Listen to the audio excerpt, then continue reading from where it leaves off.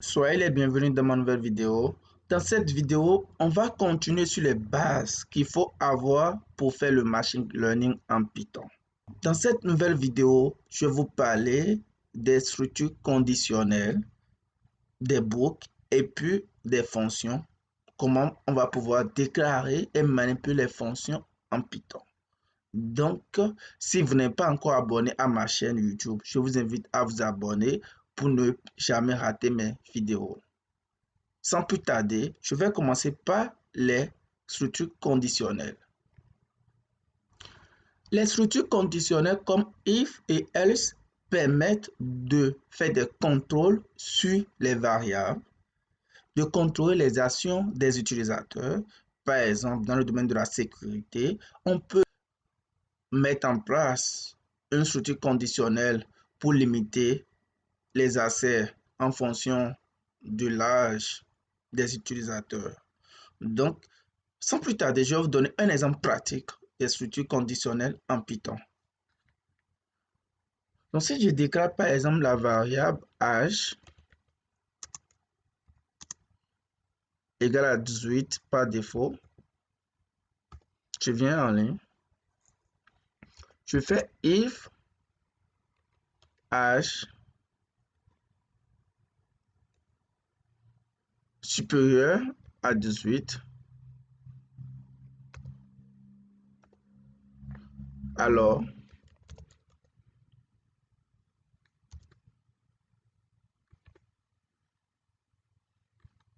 vous êtes un adulte.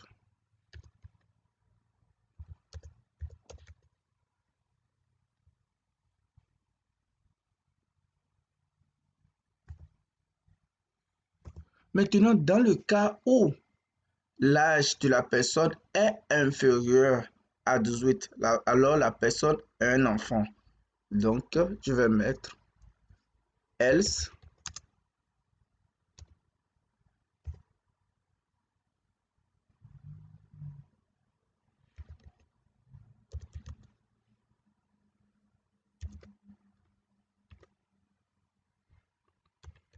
vous êtes un enfant. Parfait. Donc, là, si l'âge de la personne est supérieur à 18, alors la personne est un adulte. Ou l'âge de la personne est inférieur à 18, alors la personne est un enfant. Donc, je vais exécuter mon algorithme. Donc, on a l'âge au début est égal à 18. Donc, la personne est un enfant. Donc, je vais maintenant mettre 29 comme l'âge. Donc, je vais encore exécuter mon algorithme. Donc, on voit que la personne est un adulte. Donc, si je mets un âge très petit, là, la personne est un enfant. Donc, la personne est un enfant. Je mets, par exemple, 100. On voit que la personne est un adulte. Parfait. Donc, c'est ce que j'ai à vous montrer sur les structures conditionnelles. On peut faire plein de choses sur les structures conditionnelles, mais pour le moment, je vais m'arrêter là et je vais continuer avec les boucles. Donc, les boucles en Python permettent de faire des actions de façon itérative. Donc, si vous avez des actions qui se répètent et vous ne voulez pas écrire beaucoup de code, vous pouvez optimiser vos codes en utilisant des boucles. Et c'est très utilisé. Vous ne pouvez pas faire une application sans utiliser les boucles. Là, je ne vois pas vraiment là.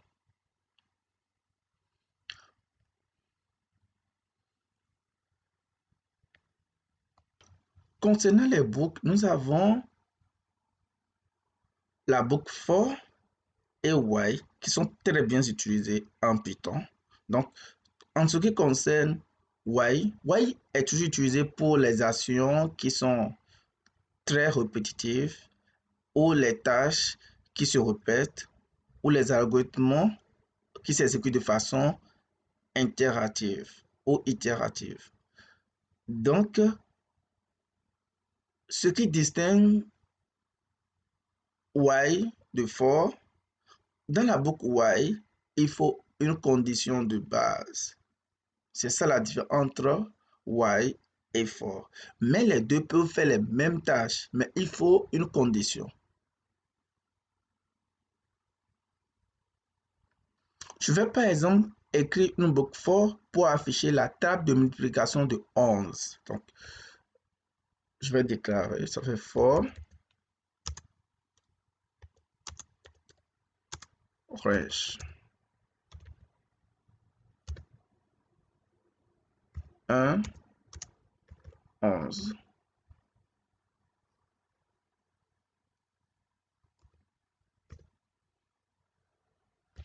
Print.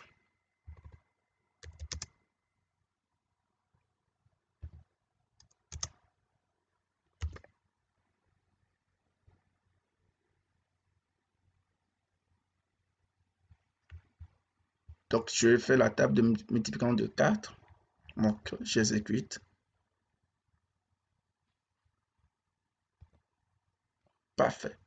Supposons si je veux faire la table de multiplication de 5.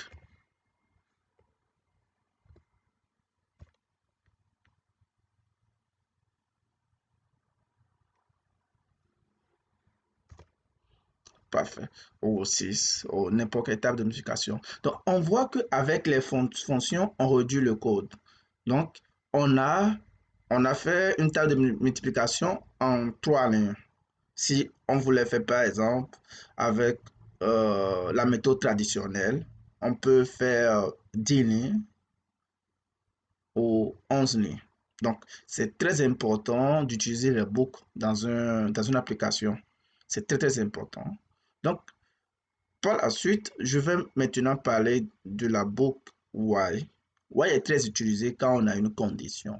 Ça permet par exemple d'aider dans le domaine de la sécurité pour contrôler certaines actions des utilisateurs. On va maintenant faire la même table de multiplication avec la boucle while. Ce qui change, c'est juste, il faut une condition de démarrage et une condition de fin. Donc, je vais vous montrer comment on le fait. Donc, comme condition de démarrage, on va mettre 1. Donc, d'abord, je vais while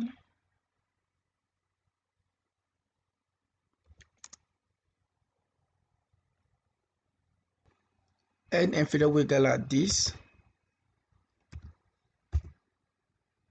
On va faire print.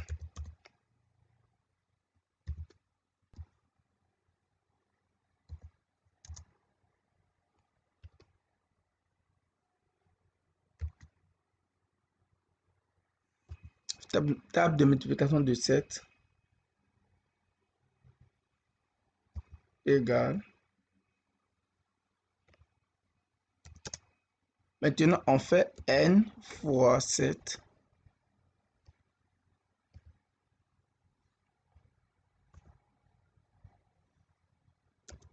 Il faut toujours incrémenter le n, sinon ça va demeurer la même valeur.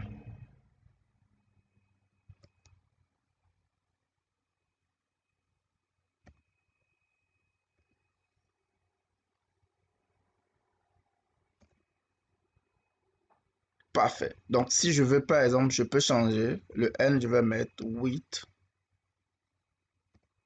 8. Ça change au fur et à mesure. Si je veux, par exemple, que ça commence par 4, je vais mettre 4 ici. Et puis, ça termine par 12. Je vais mettre 12 ou bien 14. Super. Donc, je pense avec les boucles comme while et for, on peut faire des choses formidables en un nombre limité de nombre de codes. Donc, ici, on a écrit ce code en 4 lignes. Or, si on veut faire avec la méthode traditionnelle, on va utiliser beaucoup de lignes et puis notre code ne sera pas joli et puis ça ne serait pas beau à voir. C'est pourquoi c'est très recommandé d'utiliser les books dans une application.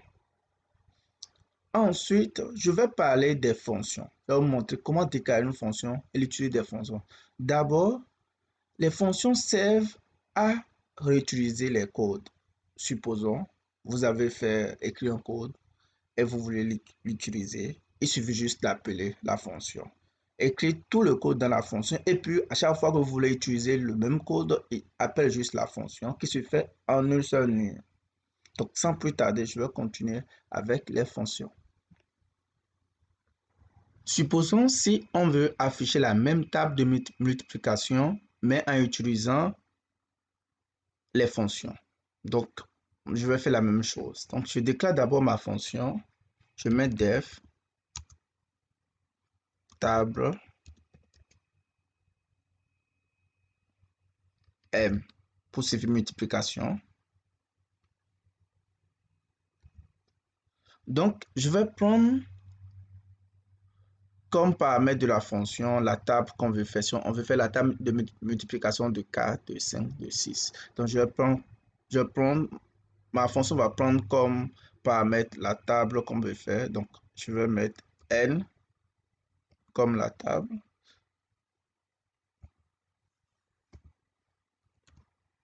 Parfait. Donc, maintenant, je vais utiliser une boucle for i in range 1, 11.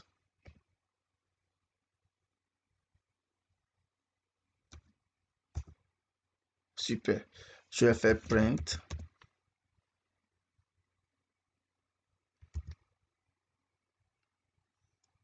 n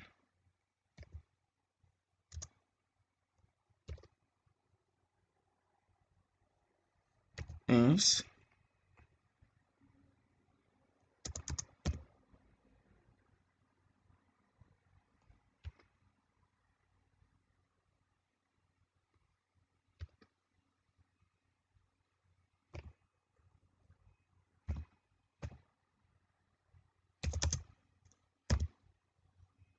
for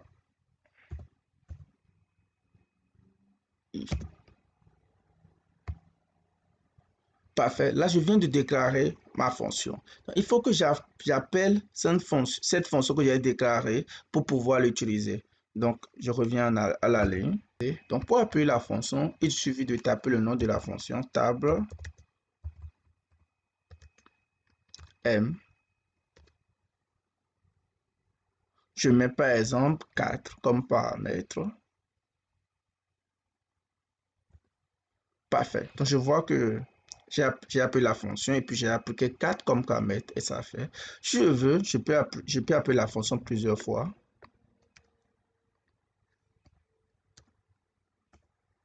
Et si je change les paramètres, 5, 8. Parfait. Donc, je peux faire la même chose. Vous voyez? Donc, je pense que c'est très beau les fonctions. On n'a pas besoin de cliquer le même code plusieurs fois. On peut l'utiliser, le code qu'on avait écrit. C'est pourquoi les fonctions sont très importantes dans une application. Donc, il faut apprendre à déclarer les fonctions efficacement. Merci. Donc, je suis à la fin de cette nouvelle vidéo. Donc, si vous n'êtes pas encore abonné à ma chaîne, je vous invite à vous abonner pour ne pas rater mes vidéos. À bientôt pour une nouvelle vidéo.